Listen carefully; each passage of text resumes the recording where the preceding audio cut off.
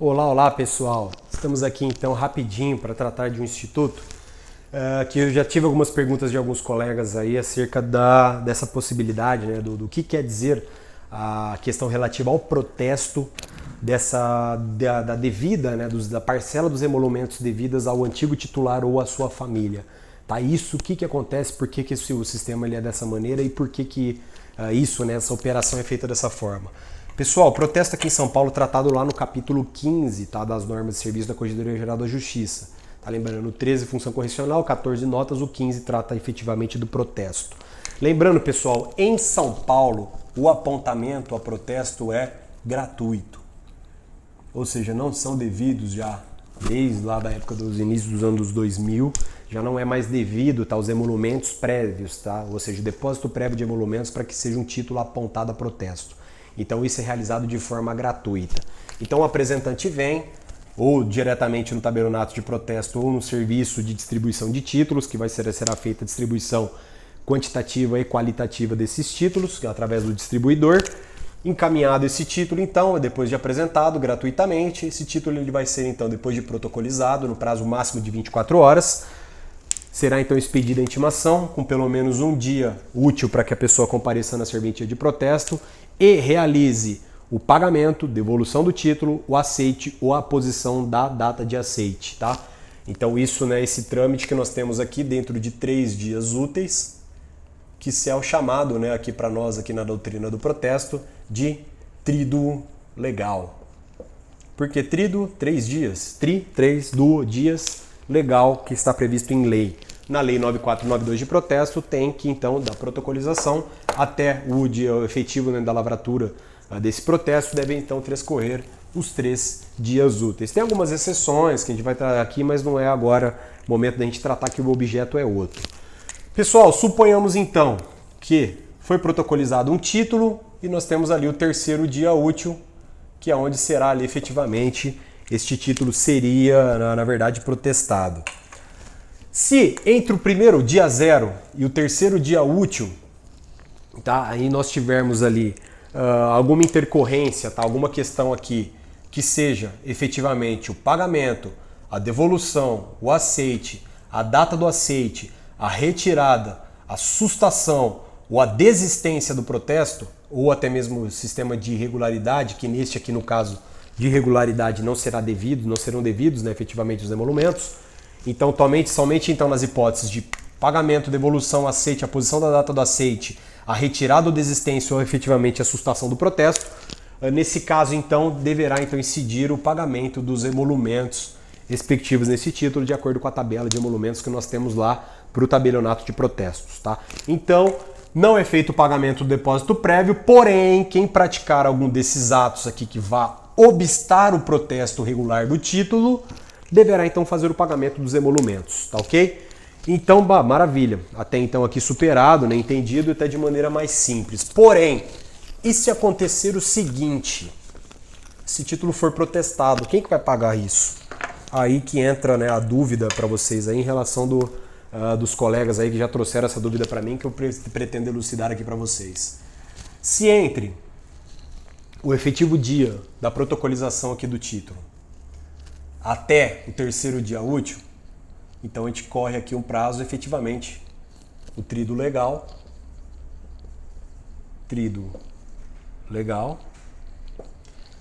onde será tratado aqui então, efetivamente no 3º dia útil, será efetivamente lavrado o protesto.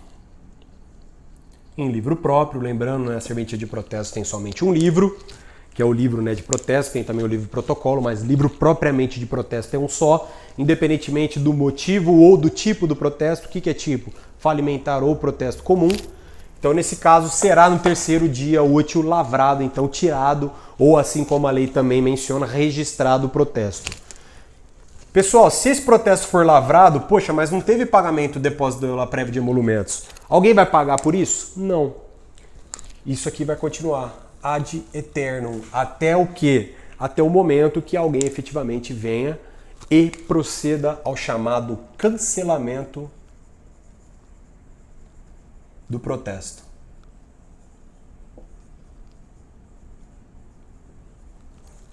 que é o cancelamento do protesto? Nada mais é do que tirar aquele ato que foi publicizado de uma determinada inadimplência.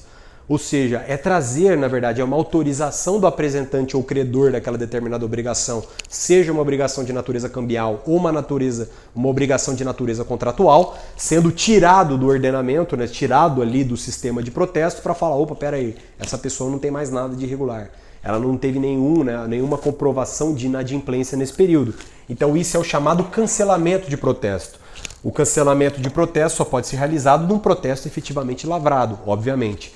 Por que as normas de São Paulo, tá? Nas normas não, me desculpe, por que a tabela de emolumentos de São Paulo, ela diz que o cancelamento do protesto, ele será de 50% do valor dos emolumentos para protesto. E no ato de cancelamento também deve ser pago o quê? Os 100% dos emolumentos relativos ao protesto efetivo do título. Então, o que a tabela de emolumentos nos diz? No ato de cancelamento do protesto, aqui no estado de São Paulo, serão pagos os emolumentos do protesto mais 50% deste mesmo emolumento aqui do protesto a título de cancelamento.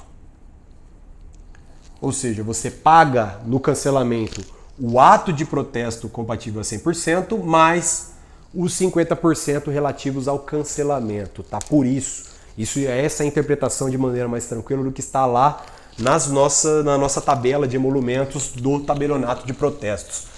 Aí você se pergunta, professor, mas por que então que tem essa disposição acerca do protesto, né? Na verdade ele ser então devido, essa hipótese aí que no período, né, subsequente à assunção da serventia por um novo titular, ele tem que pagar para o antigo titular, seja o antigo titular concursado, até mesmo o antigo interino, ou sua família, se for o caso, ele tem que realizar o pagamento, tá, desses emolumentos, tá, relativo, ou seja, ele tem que repassar a maior parte, né, dos emolumentos, que é o relativo efetivamente ao protesto, para a família do antigo titular ou até mesmo para ele. Numa linha temporal, pessoal, nós vamos trabalhar aqui, ó, com 3 situações, para vocês entenderem de maneira mais tranquila. A primeira delas, nós temos um titular concursado no primeiro período. Depois, suponhamos que ele tenha falecido e entramos no regime de interinidade. E depois, uma nova titularidade de concurso público. Então, um titular concursado, interino e depois uma nova titularidade. Tá? Então, nessa linha do tempo, suponhamos aqui que nesse aqui período final desse titular, suponhamos lá no ano de 2010, não, mais melhor, vamos ficar um pouquinho mais pertinho, mais melhor não, me desculpe, né? Na verdade melhor, vamos colocar aí o ano de 2017, tá? Já o ano passado, para ficar mais tranquilo. Nessa data aqui, em um determinado dia do ano de 2017, foi apresentado um título e transcorreu o prazo de 3 dias úteis, e o título foi efetivamente em 2017 protestado. Tá, ok? Após esse protesto do título, tivemos aqui então o evento que foi o falecimento desse primeiro titular. Entra o regime de interinidade. Transcorre pelo ano de 2017 e suponhamos então que em janeiro de 2018 tenha um novo titular aqui que vem assumir no concurso público e em fevereiro de 2018 o interessado desse protesto aqui, suponhamos seja um protesto, protocolo 123 do dia 10 de dezembro de 2017. Então esse título que foi protestado aqui tratava-se de um cheque que voltou nas alíneas 11 e 12, ou seja, sem fundos, sem provisão de fundos. A linha 11, primeira tentativa de compensação. A linha 12, segunda tentativa de compensação. Voltou esse cheque, foi apresentado, foi intimado o devedor omitiu, não quis saber de nada. O título foi protestado por falta de pagamento. Se o protocolo é do dia 10, então suponhamos que tenham ocorrido 3 dias úteis bonitinhos aqui, e lá no dia 14 de 12 de 2017, suponhamos que tenha dado os 3 dias úteis e o título foi protestado. Tá, efetivamente. Esse título de protocolo 123 é um cheque do dia 10 de 12 de 2017. Lá, depois no finalzinho de dezembro de 2017, veio a óbito esse titular, que foi protestar aqui quem protestou esse título, né, o protocolo 123. E depois ainda, né, passou do ano 2017, bonitinho, janeiro de 2018 assumiu o novo titular, e em fevereiro de 2018 uma pessoa vem, procura o tabelião e fala, ó, quero cancelar aquele título 1, 2, 3, um cheque do dia 10 do 12 de 2017. O que eu tenho que pagar? O que o tabelião vai ter que responder para essa pessoa? Ó, você tem que pagar para mim o valor dos emolumentos mais o valor do cancelamento, que corresponde a 50% do valor dos emolumentos. Aí a pessoa vem e efetua o pagamento para ele dos emolumentos mais o cancelamento de 50%. E esse tabelião de protesto ele recebeu, então, pelo serviço que ele prestou ali, efetivamente relativo ao cancelamento. Porém, o que acontece nesse instituto que é tão peculiar para que vocês consigam entender de maneira mais tranquila? O novo titular, que é esse segundo titular aqui, que assumiu em 2018, ele recebeu pelo protesto e pelo cancelamento, certo?